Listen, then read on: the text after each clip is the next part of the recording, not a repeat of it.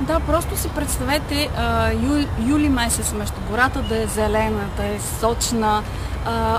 Тя беше като една попарена гора през ноември месец. Листата бяха кафеви, изсъхнаха, опадаха от дърветата. Тревата, по която се движехме, която винаги е била зелена, тогава беше изсъхнала и се чупеше под краката ни. Наистина, гората беше, просто плачеше гората. В последните 15 години, от 1991 година, откакто работих в община Трявна, наблюдава съм епизодично увеличаване на температурата и опадване на листата на някои видове, но миналата година, 2007, лятото беше наистина, може да се каже, нещо уникално. Листата бяха изсъхнали и започваха да опадат още края на юни, началото на юли месец.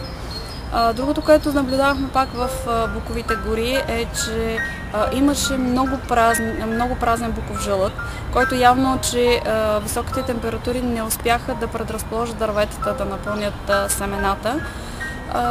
Другото, което също наблюдавахме миналата година, е, че изворите на река Янтра, които никога не сме забелязвали до този момент да бъдат толкова маловодни, миналата година дори бяха пресъхнали.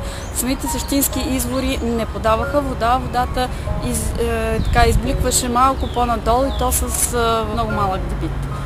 И вследствие на това се получи това маловодие в реките и съхването на част от растителността. Колегата ни, който е експерт биоразнообразие в природния ни парк, миналата година откри един алиум, един див лук на 1300 метра морска височина в района на местността Озана, който след изследвания в научните среди се оказа, че съществува на две малки локални находища, едното в Гърция и едното в Южна Италия. Тоест, средиземноморските растения, които обичат топъл климат, да се дигнат на 1300 метра над морска височина, мисля, че е един показател за затоплянето на климата и промените, които се очакват да настъпят в природата.